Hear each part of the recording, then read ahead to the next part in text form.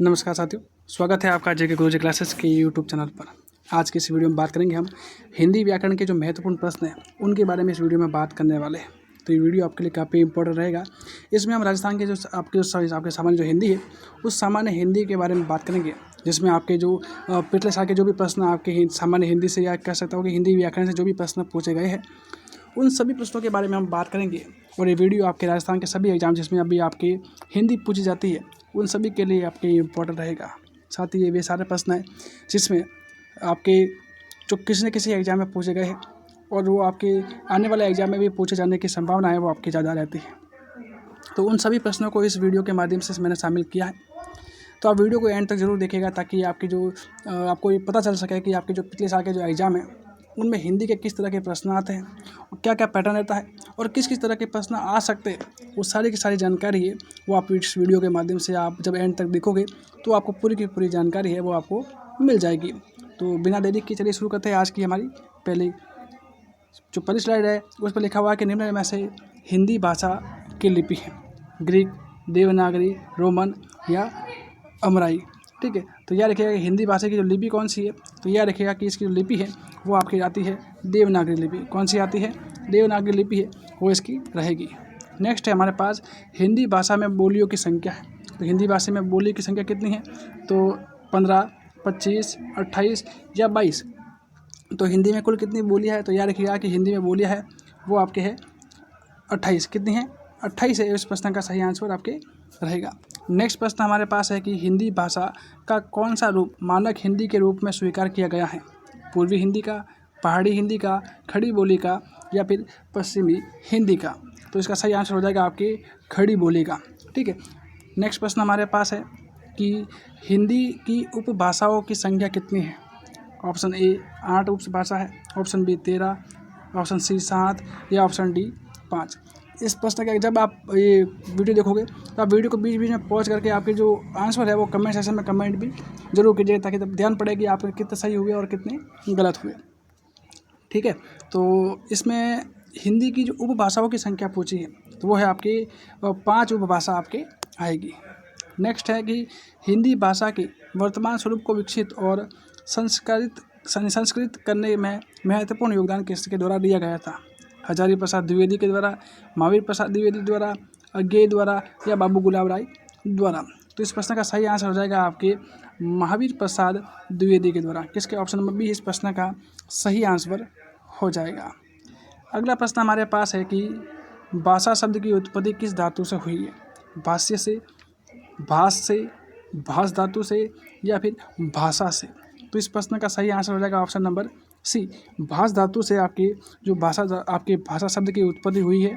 और ये आपकी ये संस्कृत का है ना, याद रखिएगा संस्कृत है उससे आपसे संबंधित आपके रहेगा।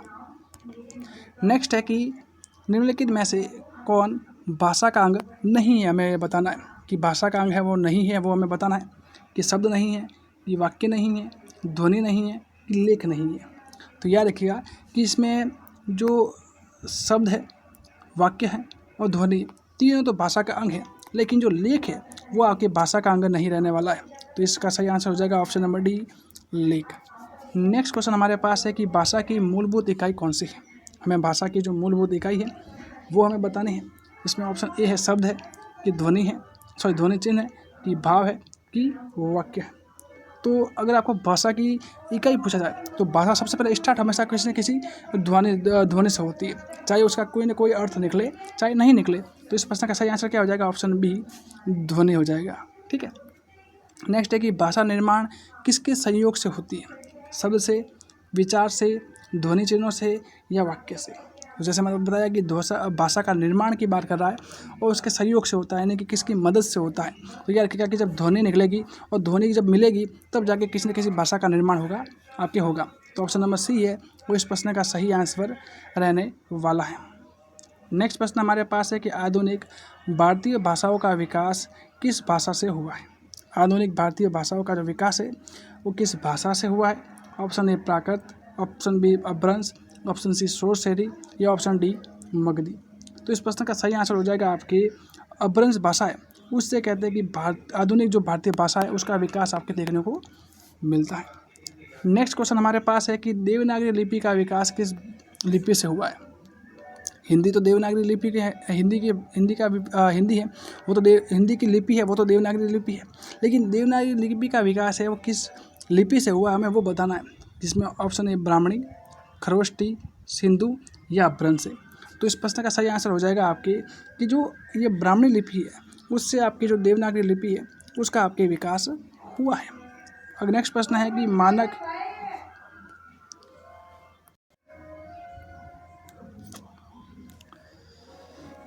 हिंदी में पश्चिमी हिंदी किन ध्वनियों का लोप हो गया। कि मानक हिंदी में पश्चिमी हिंदी की किन ध्वनियों का लोप हुआ है, द्वित्व का, मूल का, एकल का या संयुक्त का।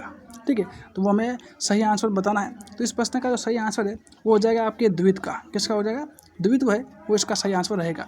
नेक्स्ट क्वेश्चन हमारे पास है कि व्याकरण और वर्तनी की दृष्टि से शुद्ध भाषा क्या कहलाती है। व्याकरण और वर्तनी की दृष्टि से शुद्ध भाषा क्या कहलाती है, साहित्यिक भाषा कहलाती है या प्रांजल भाषा कहलाती है या व्याकरणिक भाषा कहलाती है या मानक भाषा कहलाती है। तो आपको बताना है कि इस प्रश्न का सही आंसर क्या रहेगा। तो इस प्रश्न का सही आंसर रहेगा आपके मानक भाषा। ठीक है, नेक्स्ट क्वेश्चन हमारे पास रहेगा, अगला क्वेश्चन हमारे पास है कि आज संचार माध्यम में हिंदी भाषा किस रूप का प्रयोग होता है। मतलब कि आप बातचीत करते हो उस बातचीत में हिंदी भाषा का कौन सा रूप है वो हम प्रयोग में लेते हैं। टकसाली रूप का, पश्चिमी रूप का, मानक रूप का या आम फहम का रूप का है वो हमें लेते हैं। तो इस प्रश्न का सही आंसर हो जाएगा हम कि जब हम बोलते हैं तो या आप संचार माध्यम से बोलते हैं तो हम मानक भाषा का प्रयोग है इसमें हम करते हैं। नेक्स्ट क्वेश्चन है हमारे पास कि डंग की हण का उच्चारण किस स्थान से होता है। ठीक है, यानी जो क वर्ग का जो अंतिम वाला लेटर है, क वर्ग का अंतिम अक्षर है और इसका उच्चारण है वो कहाँ से होता है। ठीक है, तो ऑप्शन है नासिक से, ऑप्शन बी कंठ से, कंठोस्थ से, ऑप्शन सी मूर्धा से या ऑप्शन डी है कंठ तालव्य से। तो याद रखिएगा कि जो जितने भी वर्ण हैं, जितने भी वर्ग है, क वर्ग, च वर्ग, ट वर्ग, जितने भी जो वर्ग है उस वर्ग का जो अंतिम अक्षर होता है, उस वर्ग का अंतिम अक्षर होता है। जैसे कि अंग है, कौन सा है, अंग है, इसके अलावा ये ज्य है, इसके अलावा हण है, ये सारे जो अंतिम अक्षर है ना वो सारे इसका जो उच्चारण है वो नासिक से होता है। किससे होता है, नासिक से उच्चारण होता है, याद रखिएगा। नेक्स्ट है कि संघ की भाषा हिंदी और लिपि देवनागरी होगी। संघ की जो भाषा है वो तो हिंदी होगी और लिपि है वो देवनागरी होगी। ये संविधान के किस अनुच्छेद में कहा गया है। ऑप्शन बी 372 वाले अनुच्छेद में, ऑप्शन बी 243 अनुच्छेद में, ऑप्शन बी है 343 अनुच्छेद में, ऑप्शन सी 243 में या ऑप्शन डी 350 अनुच्छेद में कहा गया है। तो याद रखिएगा कि इसके बारे में बात है वो 343 अनुच्छेद है, उसमें ये जो बात कही गई है, क्या बात, कि संघ की जो भाषा है वो तो हिंदी रहेगी और जो लिपि है वो हमें देवनागरी लिपि है वो देखने को मिलेगी। नेक्स्ट है कि हिंदी दिवस किस तिथि को मनाया जाता है। तो आप सभी जानते हैं कि हिंदी दिवस कब मनाया जाता है, 14 नवंबर को या 14 दिसंबर को, 14 अगस्त को या 14 सितंबर को। तो नॉर्मली सब जानते हैं कि हिंदी दिवस है वो हम 14 सितंबर को हिंदी दिवस के रूप में जानते हैं। और वही अगर बात की जाए कि हिंदी को भारत की राजभाषा के रूप में कब स्वीकार किया गया था, तो हिंदी को राजभाषा है वो कब स्वीकार किया गया था। तो ऑप्शन ए है कि 14 अगस्त 1950, ऑप्शन बी है 14 सितंबर 1948, ऑप्शन सी है 14 सितंबर 1949, ऑप्शन डी है 14 नवंबर 1949। तो इस प्रश्न का सही आंसर हो जाएगा आपके कि 14 सितंबर 1949 को आपके कहते हैं कि जो हिंदी को भारत की राजभाषा के रूप में स्वीकार किया गया था। अगला हमारे पास प्रश्न है कि कितने भारतीय राज्यों की राजभाषा हिंदी है। आप जानते हैं कुल मिला के 28 राज्य हैं और 28 राज्यों में कितनी भारतीय राज्य हैं उनकी राजभाषा हिंदी मानी गई है। तो याद रखिएगा कि ऑप्शन ए 10, बी 8, सी 12 या डी 15। तो इसका सही आंसर हो जाएगा आपके ऑप्शन नंबर ए 10, यानी 10 ऐसे राज्य हैं जिनकी राजभाषा हिंदी है, बाकी सभी जो है उनकी राज्य वाली जो भाषा है वो देखने को मिलेगी। नेक्स्ट है हमारे पास अगला प्रश्न है कि अपभ्रंश भाषा का विकास किससे हुआ है। तो अपभ्रंश भाषा का विकास किससे हुआ है। ऑप्शन इसके लिए ऑप्शन ए है ब्राह्मणी, ऑप्शन बी है लोक भाषा से, ऑप्शन सी है प्राकृत भाषा से, या ऑप्शन डी है संस्कृत भाषा से। तो इस प्रश्न का सही आंसर हो जाएगा आपके ऑप्शन नंबर आपके सी प्राकृत भाषा से। ठीक है, तो ये सारी जो बातें हमने हिंदी भाषा के संबंध में और हिंदी व्याकरण के संबंध की, इसके साथ ही जिसका नेक्स्ट पार्ट है वो भी आपके कल आने वाला है, तो वो भी हम उसमें भी हम साथ ही हिंदी व्याकरण से जुड़े हुए सभी जो प्रश्न हैं उनके बारे में बात करेंगे। तो ये वीडियो आपको कैसा लगा उसके बारे में आप वीडियो के कमेंट सेक्शन में कमेंट जरूर कीजिएगा। अगर आपको ये क्लासें और वीडियो अच्छा लगता है तो इस वीडियो को लाइक से जरूर कीजिएगा। चैनल पर नए हैं तो चैनल को सब्सक्राइब भी जरूर करिएगा, ताकि ऐसी और भी वीडियो है वो आपके लिए लाई जा सके।